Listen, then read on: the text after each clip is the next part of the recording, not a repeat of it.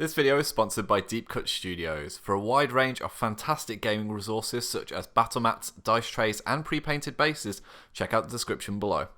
Hi guys, welcome back to TNG Productions. My name is Tom and I'm really excited. These are slightly different painting videos that we're going to do. I'm going to call these restorations, where I take miniatures that have either been on the back of shelves, eBay, bargain basement finds, or things that I haven't got around to painting, and restore them to past or future glory. I'm going to be looking at the Lord of the Rings miniature game today with this beautiful Eowyn model. This is her Two Towers variation before she goes like full battle mode in Return of the King.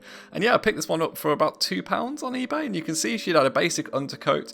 She had a little bit of a go on the blue dress, and yeah, I wanted to have her to use in a future scenario, so I thought a couple of quid, can't frown on that. And I'm really enjoying this with the Lord of the Rings miniature game, the fact that a lot of these miniatures are discontinued, but a lot of them are available easily on eBay, and because they're metal, as you can see here, they're pretty easy to strip. Now, a lot of people in the UK like to use Dettol. I tend to use like the purple methylated spirits just because it's speedy. As long as you're safe with it, you're relatively okay.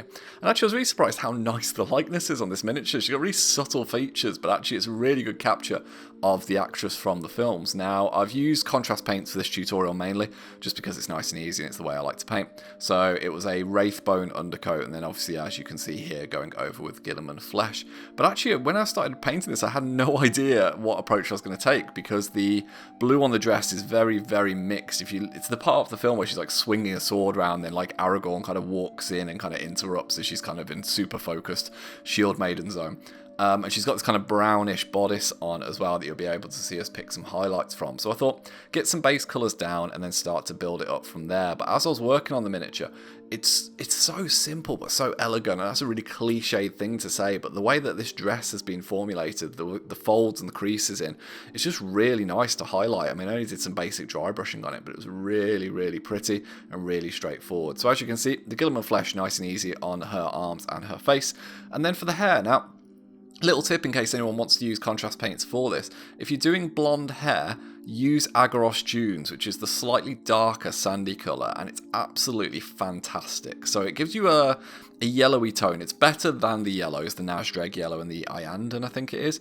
They're a little bit too strong. But the AGGAROS Dunes, if you give it a little bit of a dry brush of Screaming Skull or USHABTI Bone over the top, you actually get a really nice, varied blonde tone, and that's exactly what we're going to go for here with this.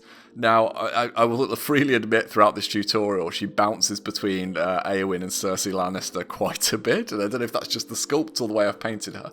But yeah, for the dress, I decided to go with Ultramarines blue, but if you've seen the colour before or seen me use it in the actual Ultramarines tutorial, it's very strong, so I decided to mix it kind of 50-50 with the contrast medium, just to get this kind of sense, I suppose, of whether it would need a wash over the top of it. So you can see going on very smoothly, very thin, and I don't like to give contrast paints 2 coats because despite other tutorials saying that it's really good and it's effective, I've never had much luck with it. It just seems to come more blotchy and kind of defeats the object. So I went on, and the blue colour is exactly what I kind of want. It's just a little bit thin. So you've got choices when you kind of use this, when you water down the contrast paints. You can either ink over them, or you can dry brush to kind of add some different colours in. Essentially, I kind of went with a bit of a combination of the two. But essentially just trying to make sure I'm really neat, because when it's a little bit runny with the contrast medium, it's very easy for it to run off your brush. So I'm using a Army Painter Regiment brush here, but I would say that a character brush wouldn't be the worst decision in the world. Or one of those Black Kalinsky Sable ones that come with like the box set. They're by far and away my favourites. But I really love this miniature, and it was just therapeutic to have a low risk miniature. I don't know what's the best way of describing it. Those of you who might have been painting during lockdown, you might have been, like me, pushing yourself to get projects done. So actually picking up a few cheap miniatures off eBay that I have no real requirement for, shall we say, was really, really nice. And as you can see, she's got this bodice here that I've painted with, again, it's WYLDWOOD with a 50-50 mix with the same contrast medium. And yeah, it's just really nice to kind of have this miniature that someone else has had. They probably had some great games with her, just had a decent paint job just to get her base coated. But it's nice just to go, well, I'm going to put some paints on her, and at least she'll be in a more complete version than when I started. And yeah, she sits pride of place. She's in front of me in my computer here, just getting ready while the rest of the Rohirrim are being painted up currently.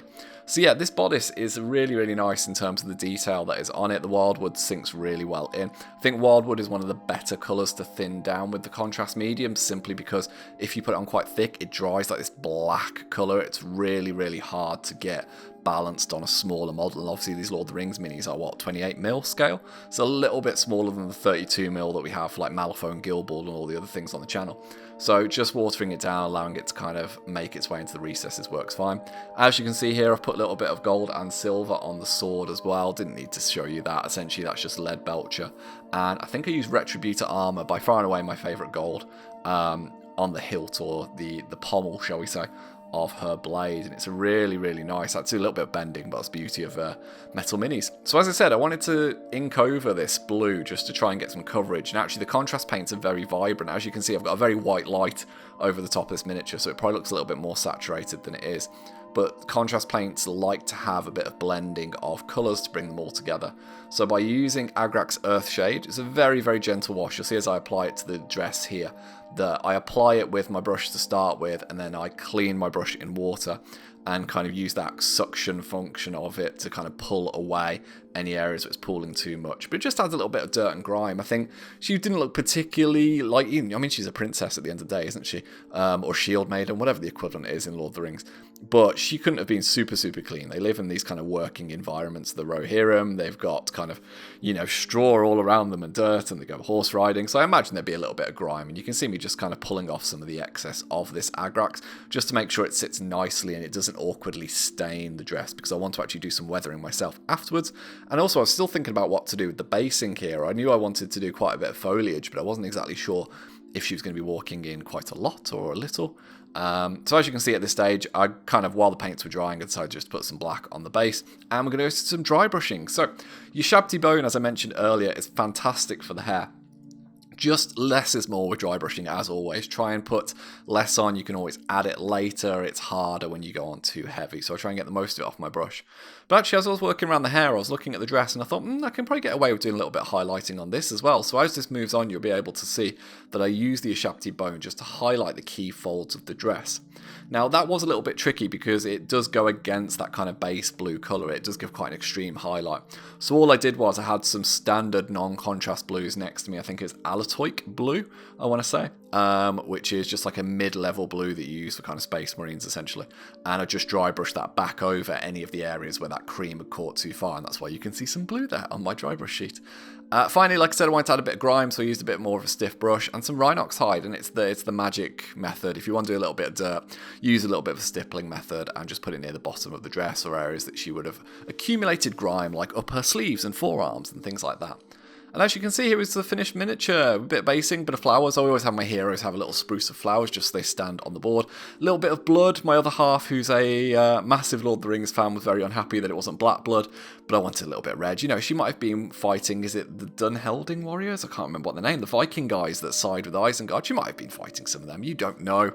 But as you can see here, the likeness is very much bordering on Cersei Lannister, so if I need a Song of Fire and Ice miniature, I could probably double up there. But I hope this has been really fun for you guys to check out, and I really enjoyed it. I love kind of picking miniatures off eBay and just being able to give them a new lease of life, and there's something kind of rewarding about having a miniature on a table that was perhaps in a cupboard or a drawer, you know, a few weeks before you acquired it. So if this has inspired you, feel free to share your photos of things that you've been restoring, and yeah, if you've enjoyed it, let us know and I'll make some more in the future. Take care, folks.